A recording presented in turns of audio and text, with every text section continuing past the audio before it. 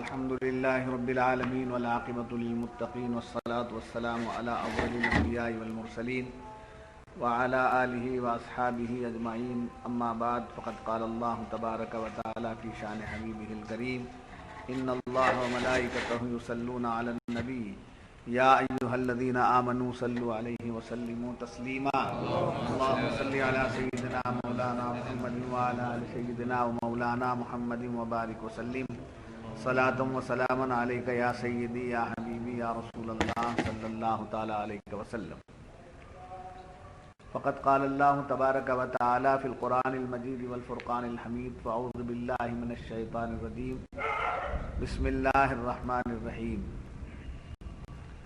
فتقبلها ربها بقبول حسن وأنبتها نباتا حسنا وكفلها زكريا كلما دخل عليها زكريا المحراب وجد عندها رزقا قال يا مريم أنى لك هذا قالت هو من عند الله إن الله يرزق من يشاء بغير حساب صدق اللہ العظیم۔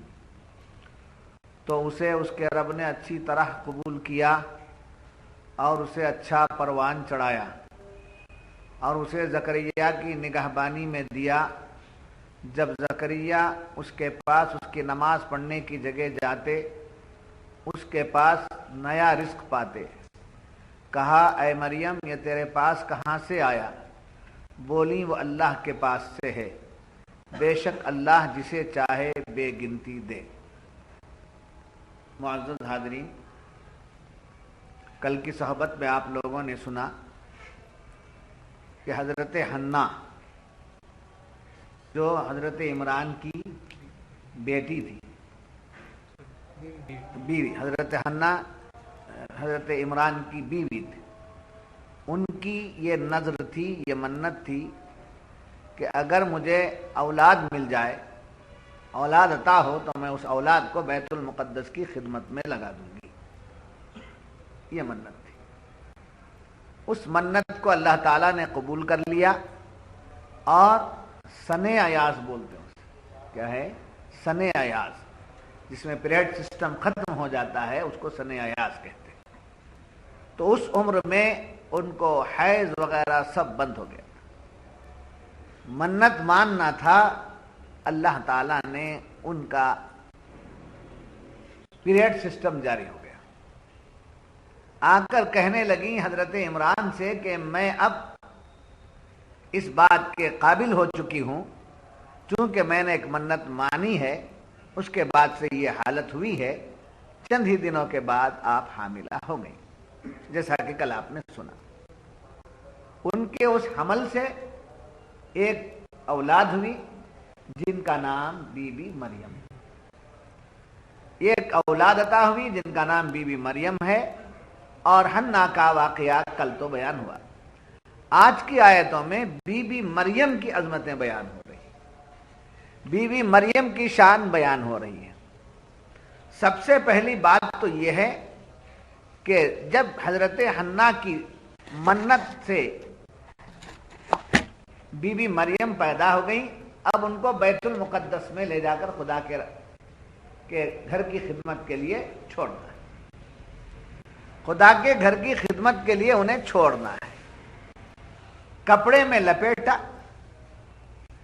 اور بچی کو لے کر حضرت حنہ بیت المقدس پہنچ۔ وہاں پہنچنا تھا کہ وہاں پہلے سے خدام 4000 موجود تھے۔ ان خداموں کے سردار اور امیر 27 تھے، بعض روایتوں میں 70 تھے۔ 4000 کے امیر 27 یا 70، ان میں سے حضرت زکریا علیہ السلام بھی تھے۔ حضرت زکریا علیہ السلام وہاں موجود تھے۔ لے جا کر بی بی مریم کو، جو چھوٹی بچی ہیں، لے جا کر دے دیا، کہا میں اسے بیت المقدس کے لیے دے رہی ہوں اور اس کی پرورش بھی آپ لوگوں کے ذمہ ہے۔ چنانچہ ہر ایک یہ چاہتا تھا کہ میں اس کو سنبھالوں، میں اس کو سنبھالوں۔ حضرت زکریا علیہ السلام نے فرمایا نہیں، اس کو مجھے سنبھالنا ہے، اس واسطے کہ یہ میری سالی کی بیٹی ہے، میں اس کا خالو ہوں۔ تو خالو جو پرورش کرنے کے لیے آتا ہے تو خالہ کی نسبت سے آتا ہے۔ تو یہاں سے یہ بات یہ بھی معلوم ہوئی کہ بچے اگر ماں باپ نہیں ہیں تو اس کی پرورش کا حق جیسے ماموں اور چچا کو ہے ویسے خالہ کو بھی۔ خالہ کی بڑی عظمت ہے۔ سرکار دو عالم صلی اللہ علیہ وسلم کی بارگاہ میں ایک صحابی آتے ہیں، یا رسول اللہ صلی اللہ علیہ وسلم میں ماں کی خدمت کرنا چاہتا ہوں جبکہ میری ماں نہیں ہے، میں ماں کی روح کو خوش کرنا چاہتا ہوں، میری ماں کا وصال ہو گیا ہے، میں خدمت کرنا چاہتا ہوں، کیا کروں؟ تو حضور نے فرمایا کیا تمہاری خالہ زندہ ہے؟ تمہاری خالہ زندہ ہے؟ عرض کرنے لگے میری خالہ زندہ ہے۔ تو حضور نے فرمایا جاؤ خالہ کی خدمت کرو، ماں کی خدمت ہو جائے گی۔ خالہ کی خدمت کرو، ماں کی خدمت ہو جائے گی۔ تو کبھی بھی خالہ کو غیر نہیں سمجھنا چاہیے، اور خالہ ہماری ماں کی بہن ہوتی ہے اور وہ بھی پرورش کرنے کا حق رکھتی ہے۔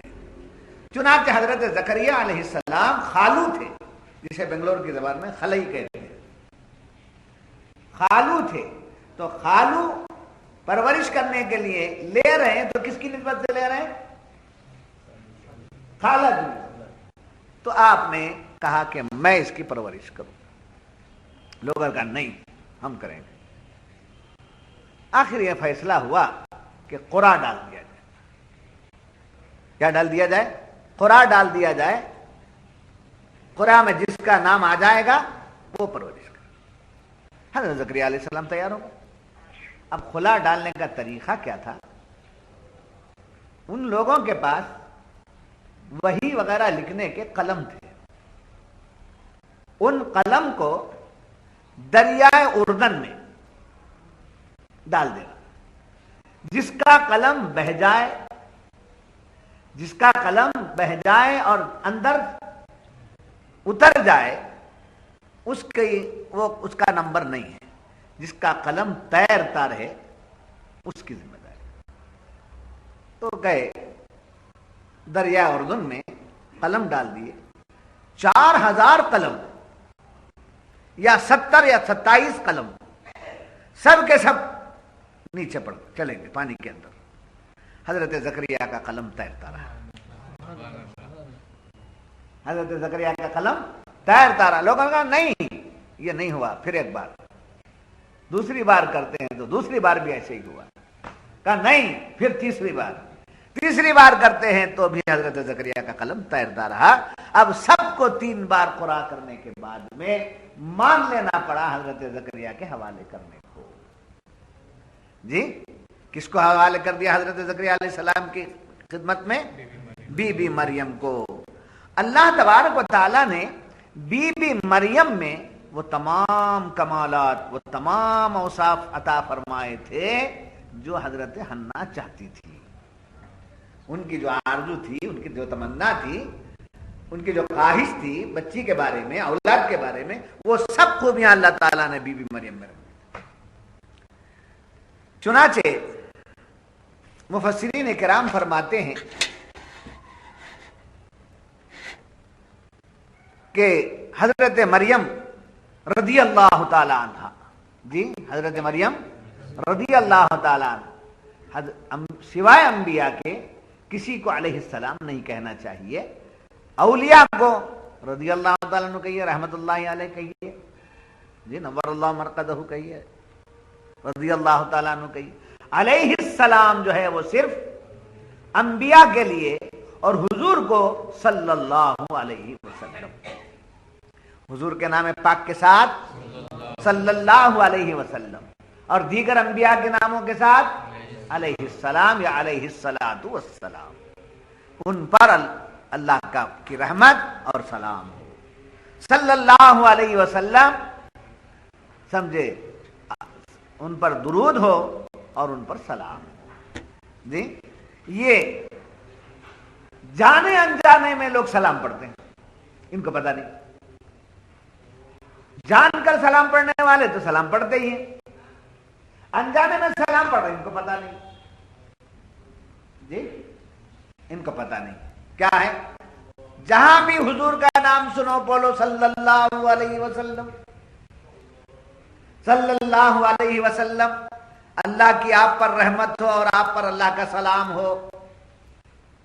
کہتے ہیں کہ جب بھی حضور کا نام لیا تو پڑھو صلی اللہ علیہ وسلم. کیا مانا اس کا؟ سلام پڑھ رہے ہیں، انجانے طور پر پڑھ رہے ہیں، ان کو معلوم نہیں کہ ہم کیا کر رہے ہیں. تو ہم کیا کرتے ہیں؟ جان بوجھ کر نام میں پاک لینے سے بھی سلام پڑھتے ہیں اور جانتے ہیں اس بات کو کہ سرکار ہمارا سلام سنتے ہیں. کبھی عقیدت اور محبت سے کھڑے ہو کر ہم سلام پڑھتے ہیں. ہم نہ بیٹھنے میں عار سمجھتے ہیں، نہ کھڑنے میں مشکل سمجھتے ہیں، نہ چلتے کسی بیان میں بیٹھ کر سننے میں پڑھنے میں عار سمجھتے ہیں. عاشق رسول ہر وقت صلاۃ و سلام پڑھتا رہتا ہے. تو میں کیا بات لایا؟ پیغمبروں کو کیا کہنا چاہیے؟ علیہ السلام. اور حضور اکرم صلی اللہ علیہ وسلم کا نام آئے تو صلی اللہ علیہ وسلم. حضرت امام حسین علیہ السلام، حضرت امام حسن علیہ السلام نہیں بولنا چاہیے، اس لیے کہ آپ پیغمبر نہیں ہیں، نبی کے نواسے ہیں، تو آپ کو رضی اللہ تعالیٰ عنہ کہنا چاہیے. ابھی علیہ السلام جو کہتے ہیں یہ رافضی لوگ کہتے ہیں، یہ سنیوں کا طریقہ نہیں، ان کی مخالفت میں چلنا چاہیے. امام حسن اور حسین، دیگر صحابہ، اولیاء، سمجھے، ان سب کو کیا کہہ سکتے ہیں؟ رضی اللہ تعالیٰ عنہ کہہ سکتے ہیں. اولیاء کو رحمت اللہ علیہ بھی کہہ سکتے ہیں، نور اللہ مرقدہ بھی کہہ سکتے ہیں، قدس اللہ سرہ العزیز بھی کہہ سکتے ہیں جی. تب یہاں یہ بتا رہا تھا کہ حضرت مریم چونکہ عورت ہے رضی اللہ، حضرت حوا رضی اللہ، حضرت عائشہ رضی اللہ تعالیٰ، حضرت آسیہ رضی اللہ تعالیٰ، سمجھے. اور عورتوں کو علیہ السلام بھی نہیں، صلی اللہ علیہ وسلم بھی نہیں. کیوں؟ عورتوں میں کیا نہیں ہے؟ نبی نہیں، پیغمبر نہیں. عورتوں میں پیغمبر نہیں ہے، عورتوں میں جو ہے مبلغ نہیں ہے، عورتوں میں جو ہے پیر نہیں ہے. سمجھے، مرید بن سکتی ہے عورت کسی پیر کا، مگر وہ پیر بن کے نہیں بیٹھ سکتی. سیدانی ماں بن لی ہے اور بیعت کراتی ہے، سب دھوکہ. سمجھے، عورت ولی ہو سکتی ہے، عورت ولی ہو سکتی ہے، پیر نہیں ہو سکتی، مرشد نہیں ہو سکتی.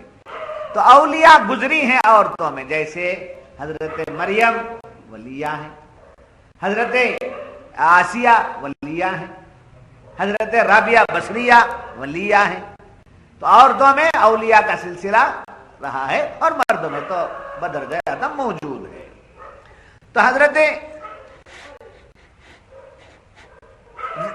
مریم کو حضرت زکریہ علیہ السلام اپنے حصے میں آئیں اور لے کر کے گئے، اور آپ نے گہوارے میں بات چیت بھی شروع کر. دودھ پینے کے زمانے میں ہی آپ باتیں کرتے، گہوارے میں، جسے بنگلور میں گوانا کہتے ہیں، گہوارے میں 11 بچوں نے باتیں کی، جن میں ایک سرکار دو عالم صلی اللہ علیہ وسلم پہلے آپ بات کی. جیسے بی بی آمنہ کے گود سے آغوش سے تشریف لائے، شکم پاک سے تشریف لائے، سجدے میں سر ہے، یا ربی حبلی امتی، یا ربی حبلی امتی. سمجھے، حضور صلی اللہ علیہ وسلم سب سے پہلے یا ربی حبلی امتی پکارا ہے. سمجھے، پہلا سرکار ہے. دوسرا حضرت یحییٰ، تیسرا حضرت ابراہیم، چوتھا حضرت عیسیٰ، پانچواں حضرت مریم. سمجھے، چھٹا حضرت جریج کی گواہی دینے والا بچہ، ساتواں حضرت یوسف علیہ السلام کا گواہ، آٹھواں کھائی والوں کا بچہ، اور نواں اس لونڈی کا بچہ جسے بنی اسرائیل میں زنا کی تہمت لگائی گئی تھی. بچہ آ کر کے گواہی دیتا میری ماں پاک ہے. اور 10واں حضرت آسیہ، فرعون کی بیوی، ان کی خادمہ، وہ بات کرتی ہیں گہوارے میں. اور جو وہ خادمہ کا وہ بچہ جسے بادشاہ وقت نے کھولتے ہوئے تیل میں ڈال دیا تھا، بچہ چھینا، اسلام چھوڑنے کے لیے کہا گیا، وہ نہیں چھوڑی، بچے کو آگ میں ڈال دیا. اور بچے کو آگ میں ڈالنے کے فوراً بعد اب ماں کو لے جا کر کے ڈالنا باقی ہے. اندر سے آواز دی، میری ماں، میں مرا نہیں زندہ ہوں، میں مرا نہیں زندہ ہوں. سب کے سب اللہ کے نام پر آگ میں کودو، اللہ تعالیٰ اس کو گلزار بنا دے. سمجھے؟ اس طریقے کا واقعہ گزرا. تو یہ 11 بچے جو دودھ پینے کے زمانے میں گہوارے میں بات کیے ہیں.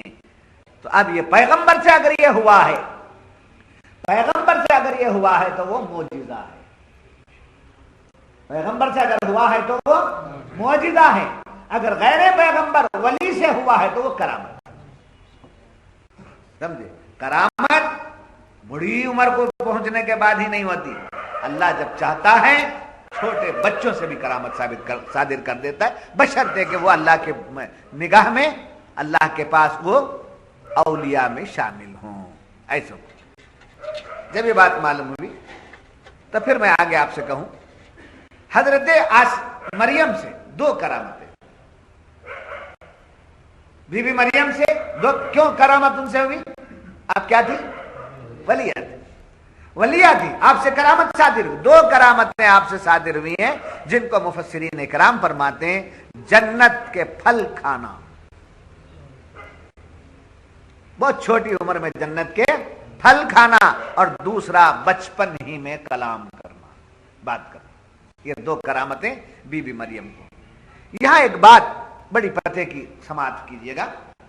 سرکار غوث الثقلین محبوب سبحانی عبد القادر جیلانی قدس اللہ سرہ العظیم رضی اللہ تعالی عنہ و رحمت اللہ علیہ.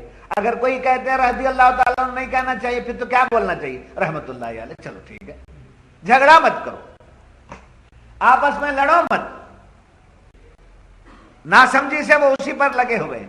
اگر ان کو رضی اللہ عنہ کا معنی سمجھ میں آ جاتا تو بات نہیں کرتے تھے، جھگڑا نہیں ہوتا تھا. جی رحمت اللہ علیہ کا مطلب کیا؟ اللہ کی ان پر رحمت ہو. رضی اللہ تعالیٰ عنہ کا مطلب کیا؟ اللہ ان سے راضی ہو. اللہ ان سے راضی ہو. تو اللہ ان سے راضی ہو کا مطلب کیا؟ اولیاء سے اللہ ناراض ہو جائے گا کیا؟ راضی. اللہ راضی. رضی اللہ عنہم ورضوا عنہ ذالک لمن خشی ربہ، قرآن کریم نے فرمایا. تو یہاں غوث الثقلین محبوب سبحان عبد القادر جیلانی قدس اللہ سرہ العزیز و رحمت اللہ علیہ ورضی اللہ تعالی عنہ، آپ کی ولادت باسعادت شعبان کے مہینے میں ہوئی. آخر تاریخ 29 شعبان کو غوث الثقلین پیدا ہوئے، اور رمضان کی پہلی تاریخ آ گئی تو آپ نے دودھ کو منہ لگانا چھوڑ دیا. صبح صادق کو دودھ پیتے، غروب آفتاب تک دودھ نہیں پیتے تھے. کون ہے یہ؟ محبوب سبحان. لوگ کہتے ہیں بات، ایسا ہو سکتا کیا؟ ایسا ہو سکتا ہے کیا؟ لوگ کہتے ہیں. تو غوث الثقلین کیا ہیں؟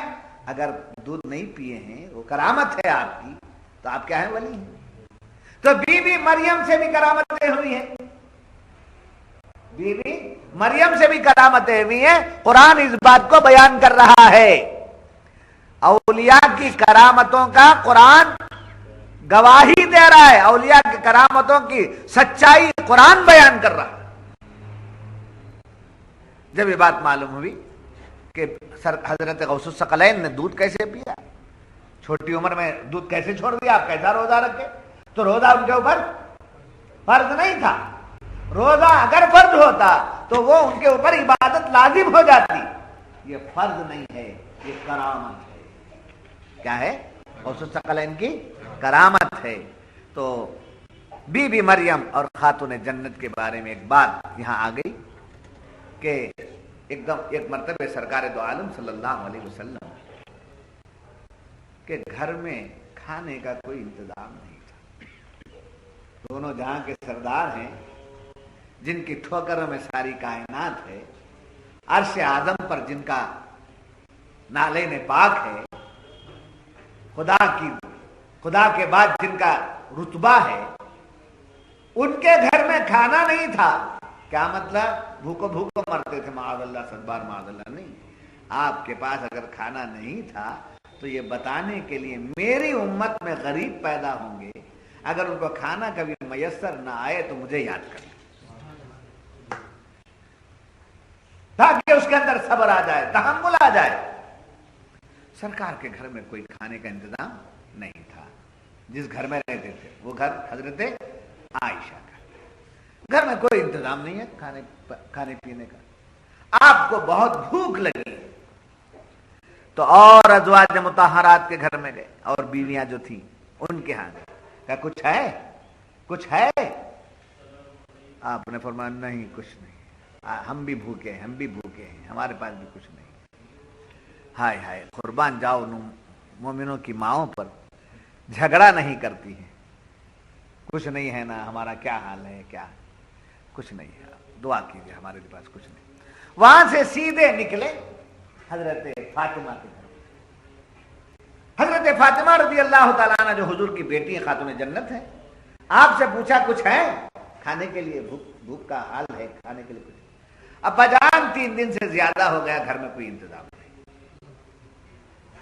اب سرکار گھر میں نہیں تھا، نکلے امہات المومنین کے گھروں میں گئے اور ازواج مطہرات کے ہاں گئے، وہاں بھی کچھ نہیں تھا، خاتون جنت کے گھر میں آئے، یہاں بھی کچھ نہیں۔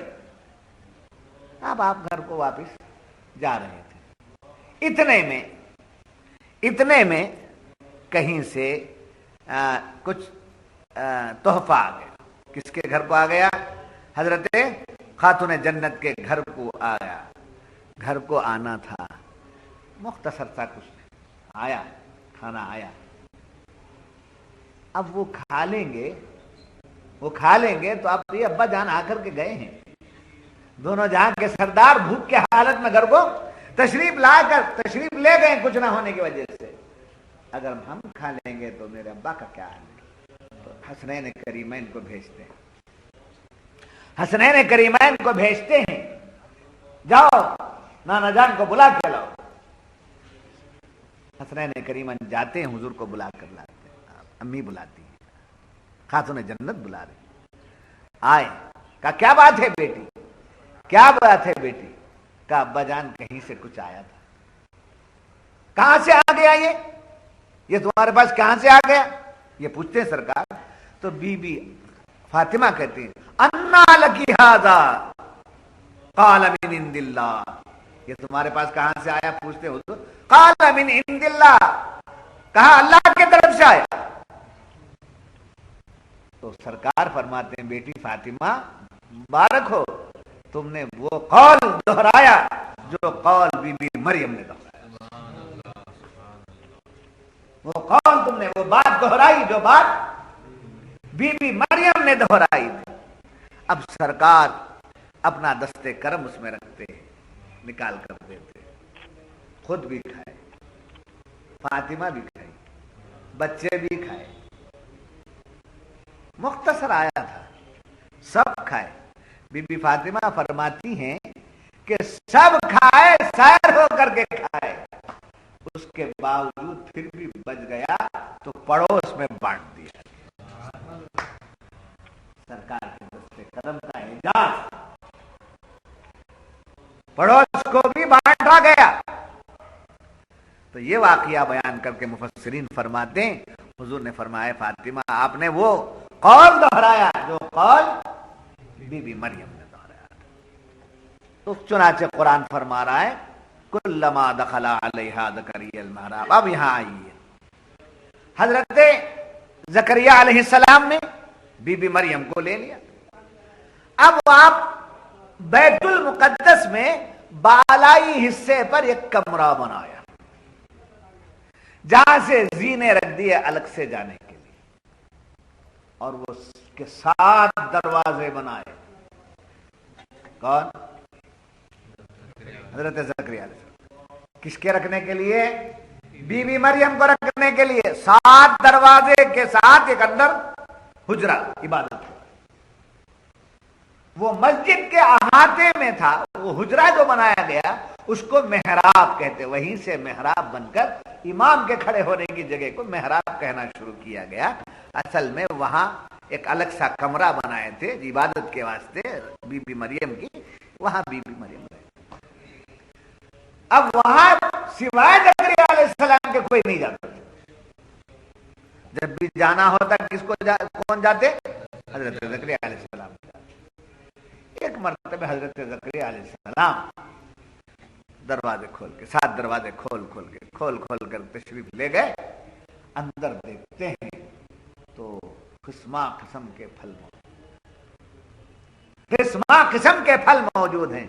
سردی کے موسم کے پھل بھی موجود ہیں, گرمی کے موسم کے بھی پھل موجود ہیں, قسمہ قسم کے, اور کھاتے ہیں تو ایسی لذت کہ کبھی ایسے پھل نہیں کھائے. ان تمام چیزوں کو دیکھ کر حضرت زکریا نے پوچھا, قال یا مریم انا لکی ھذا, اے مریم یہ کیا ہے تمہارے پاس؟ بے موسم کے پھل, گرمی کے بھی موسم کے پھل, سردی کے موسم کے بھی پھل, بالکل ٹیسٹی پھل اور الگ الگ قسم کے پھل, یہ کیا ہے تمہارے پاس؟ کون لائے تھے؟ یعنی 7 دروازے کے اندر ان کا حجرہ, وہاں سوائے حضرت زکریا کے کوئی نہیں جا سکتا, آپ اکیلے ہی جاتے. وہاں ایسے پھل بھرے پڑے ہیں, تو اب پوچھ دیے کون لا کر دیا آپ کو؟ کون لا کر دیا آپ کو؟ بی بی مریم کہتی ہے انا لکی ھذا, انا قال انا لکی ھذا, کہا ہے مریم بتاؤ یہ تمہارے پاس کہاں سے آیا؟ قال یا مریم انا لکی ھذا قالت هو من عند اللہ, کہا بی بی مریم نے یہ میرے اللہ کے پاس سے آیا ہے, اللہ کے پاس سے یہ نعمتیں مجھے ملی ہیں. چنانچہ اس کے بعد وہاں کیا کرتے ہیں, کل کا واقعہ, کل جو بیٹھیں گے آپ تو حضرت زکریا وہاں کیا کرتے ہیں وہ معلوم ہوگا. میں یہاں تک کی باتیں آج بیان کر کے اس کے کچھ نکات آپ کے سامنے رکھ رہا ہوں. قال انا لکی ھذا قالت من عند اللہ, اور کیا کہنے لگی؟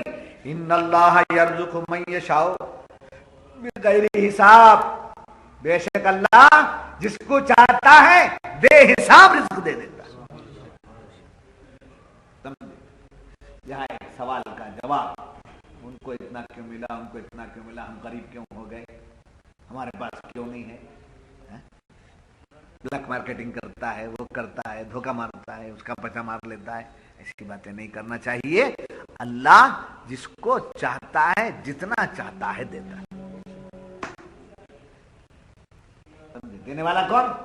اللہ ہی ہے. اس کے دینے کا عالم کیا؟ من یشاء, جب وہ چاہتا ہے کسی کو دینا چاہتا ہے بغیر حساب, بغیر حساب کے دیتا ہے. حساب نہیں, اندازہ نہیں, سمجھتا ہے تو کیا کرتا ہے؟ چھپر پھاڑ کے دیتا ہے. لے لیتا ہے تو اب پتہ بھی نہیں چلتا کہ کیسے جا رہا ہے, پتہ بھی نہیں چلتا کیسے جا رہا ہے. تو حضرت مریم نے اس کو دیکھ کر کہا کہ اللہ تعالیٰ نے بے حساب جس کو چاہا عطا کیا, اور مجھے بھی وہ دیا ہے. اب چلیے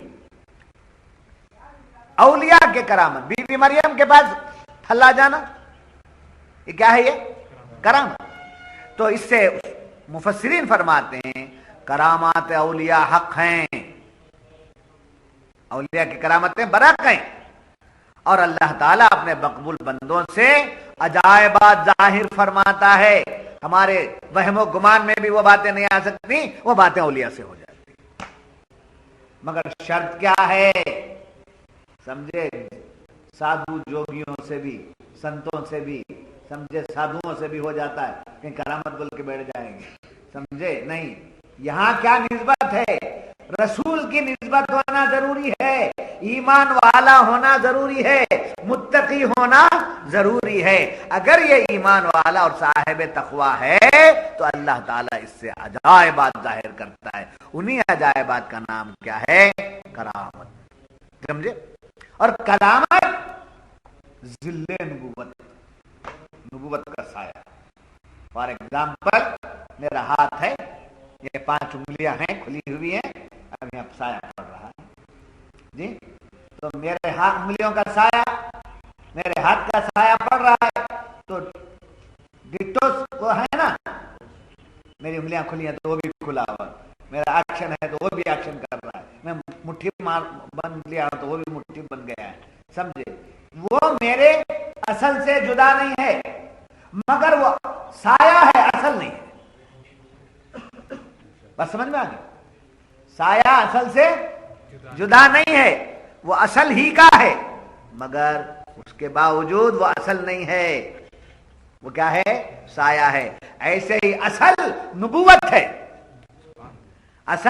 نبوت ہے، نبوت کے جو اعجازات ہیں وہ غیر نبی مقبول بندے سے صادر ہو جاتے ہیں، اس لیے اصل کا نام معجزہ اور ذل کا نام کرامت۔ بات سمجھ میں آ گئی؟ جب یہ بات معلوم ہوئی، بہت سے اولیاء کا ذکر قرآن نے کرامتیں بیان کی، بی بی مریم کا قصہ ہوا، آصف برقیہ کا میں نے اس سے پہلے کہا تھا کہ بلقیس کا تخت لائے، وہ آصف برقیہ پیغمبر نہیں تھے، اس وقت کے پیغمبر کے وہ امتی تھے اور ولی تھے۔ وہ کس پیغمبر کے امتی تھے؟ حضرت سلیمان علیہ السلام۔ تو سلیمان علیہ السلام کے امتی آصف برقیہ نے بلقیس کا تخت لایا، وہ بھی کرامت ہے۔ اور اصحاب کہف، سمجھے، اصحاب کہف کا ذکر بھی قرآن پاک میں آیا ہے، 100 سال سو جانے کے باوجود ان کے جسم کی کو مٹی کھا نہ سکی، یہ بھی کرامت ہے۔ اور یاد رکھو، بعض اولیاء مادرزاد ولی ہوتے ہیں، ماں پیٹ، مادرزاد ولی کا مطلب ماں پیٹ ولی ہوتے ہیں۔ تو ولایت کی 2 قسمیں، ایک ولایت وہبی اور ایک ولایت کسبی۔ ولایت کی 2 قسمیں ہیں، ایک ولایت وہبی اور ایک ولایت کسبی۔ وہبی ولایت کہتے ہیں، وہبی ولایت کیسے کہتے ہیں؟ جس کو اللہ تعالیٰ اپنے فضل سے عطا فرما دے، جس کو اللہ ولی بنا دے، ولی ولایت دے دے، اس کی ولایت وہبی ہے، وہابی نہیں، وہبی، سمجھے؟ اور دوسرا ولایت کسبی۔ کسب کے معنی کیا؟ محنت، ریاضت، مجاہدہ، راتوں کا جاگنا، آنکھوں سے آنسو بہانا، عبادتیں کرنا، تقویٰ کرنا، پرہیزگاری کرنا، سمجھے؟ یہ اعمال ہمارے جب اللہ کو پسند آ جاتے ہیں تو اللہ ان کو اولیاء کے زمرے میں شامل کر دیتا ہے۔ تو محنتوں کے ساتھ جو اس کو ولایت ملتی ہے اس کو ولایت کسبی کہتے ہیں، اور بغیر محنت کے اگر کسی کو ولایت مل جائے اس کا بھی انکار نہیں کر سکتے، سمجھے؟ اس کو ولایت وہبی ہے۔ ولایت کسبی کے لیے دنیا میں آنا، ریاضت کرنا، محنت کرنا ضروری ہے، اور ولایت وہبی کے لیے، سمجھے، محنت اور ریاضت نہیں۔ اللہ چاہے پیدا ہونے کے بعد ولایت دے دے، اللہ چاہے مادر زاد ولی بنا دے، ماں پیٹ ولی بنا دے، یہ اس کی شان ہے۔ تو مادر زاد اولیاء میں سے حضرت مریم بھی ہیں، حضرت مریم بھی ہیں، اور مادر زاد اولیاء میں سے حضرت غوث الثقلین بھی ہیں، سرکار غوث الثقلین بھی ہیں۔ ہمارے پیران پیر محبوب سبحانی مادر زاد ولی، بی بی مریم مادرزاد ولی، سمجھے، ماں پیٹ ولی ہیں۔ تو معلوم ہوا، اس کے بعد یاد رکھنا، حضرت مریم کو جو ولایت ملی یا غوث پاک کو جو ولایت ملی، اس ولایت کا نام کیا ہے؟ ولایت وہابی۔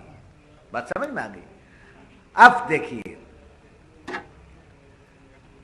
ولایت پر پہنچنے کے لیے محنتیں درکار ہیں۔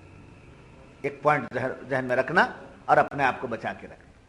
بہت سے لوگ ولایت کے لیے طرح طرح کی باتیں گھڑ لیے، سمجھے، وہ کلیجی میں کچھ ہے، پھیپھڑے میں کچھ ہے، بکرے میں کچھ ہے، آنکھوں میں کچھ ہے، یہ سب معرفت کے باتیں، یہ راز کی باتیں، سمجھے؟ کوئی راز الگ نہیں ہے، سارا راز قرآن میں موجود ہے، سمجھے؟ سارا دین قرآن میں ہے۔ اگر ایسی باتیں کوئی بکواس کرتا ہے تو اس سے پوچھو قرآن کی کس آیت سے ثابت کریں گے، کہاں سے ثابت کریں گے؟ بیکار کی باتوں میں اپنا وقت ضائع نہیں کرنا، اپنی زندگی برباد نہیں کرنا۔ ولایت کے لیے ولی کی نسبت ضروری ہے، وہابی ولایت بغیر نسبت کے مل جاتی ہے، کسبی ولایت کے لیے ریاضت، تقویٰ، پرہیزگاری کے ساتھ ساتھ کسی ولی کامل سے بیعت کرنا ضروری ہے۔ بغیر بیعت کیے کہ کوئی ولایت پر جا نہیں سکتا، اس لیے کہ شیطان بھی عبادتوں میں بہت بڑھ چڑھ کر تھا، مگر اس کو سنبھالنے والا کوئی نہیں تھا، اس لیے وہ گمراہ ہو گیا، وہ مردود ہو گیا۔ ایسے ہی اگر ہماری عبادتوں سے ولایت کی منزل کا پتہ چل جائے تو ہمارا نفس فربا ہو جائے گا، تکبر آ جائے گا میں ایسا میں۔ تو ایسے نفس کی شرارتوں سے بچا کر رکھنے کے لیے، سمجھے جیسے پتنگ کو اڑانے کے لیے سمجھے ڈور کی ضرورت ہے، سمجھے، اور ڈور بھی کسی کے ہاتھ میں ہونا چاہیے۔ ڈور کتنی بھی اونچی چلی جائے، پتنگ کتنی بھی اونچی چلی جائے، ڈور والا جب چھوڑتا ہے تو پتنگ اوپر جاتی ہے، ڈور والا کھینچتا ہے تو معلوم ہوا ہم کتنے بھی بڑے درجے پر چلے جائیں، ہماری ڈور پیر کے ہاتھ میں ہوتی ہے۔ بات سمجھ میں آ گئی؟ ایک بزرگ تھے حضرت واسطی علیہ الرحمہ، حضرت واسطی علیہ الرحمہ، جب آپ حضرت شیخ ابو عثمان رحمت اللہ علیہ کے مریدین سے ملاقات کی اور پوچھا آپ کے شیخ کیا عمل بتاتے ہیں،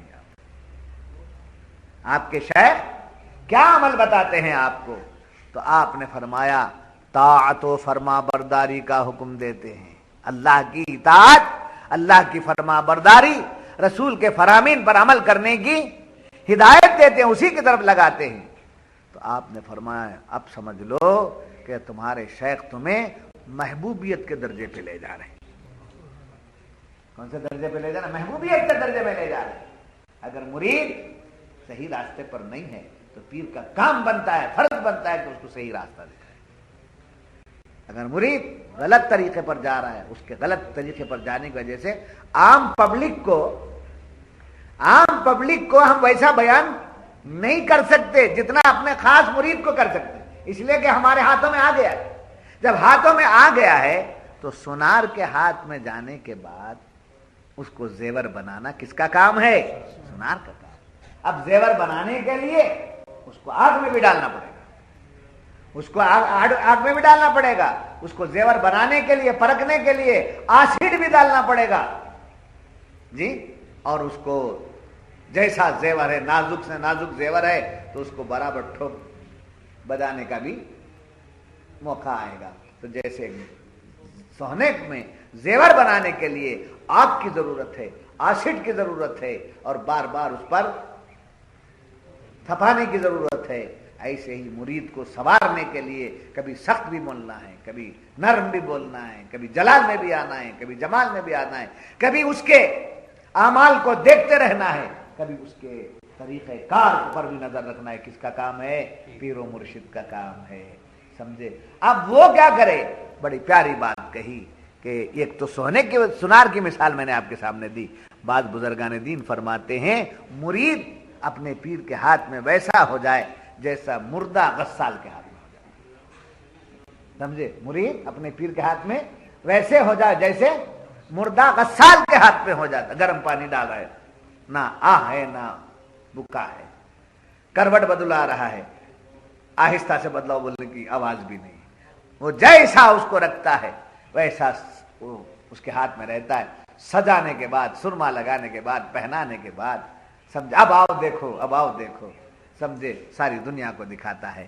تو جیسا غسال میت کو سجا دیتا ہے ایسا ہی پیر مرید کو سجا دیتا ہے۔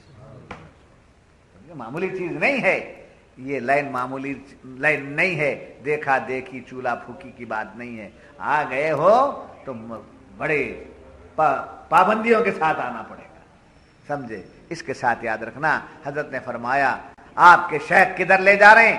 محبوبیت کی طرف لے جا رہے ہیں۔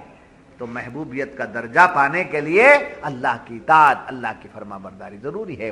تو حضرت اولیاء کرام برحق ہیں، اولیاء کرام مادرزاد بھی ہوتے ہیں، اولیاء کرام کا سبھی ولایت بھی رکھتے ہیں، اولیاء کرام کو کچھ باتیں صادر ہوتی ہے تو کرامتیں برحق ہیں۔ کرامت کا ذکر بریلویوں کی کتاب میں نہیں ہے، کرامتوں کا ذکر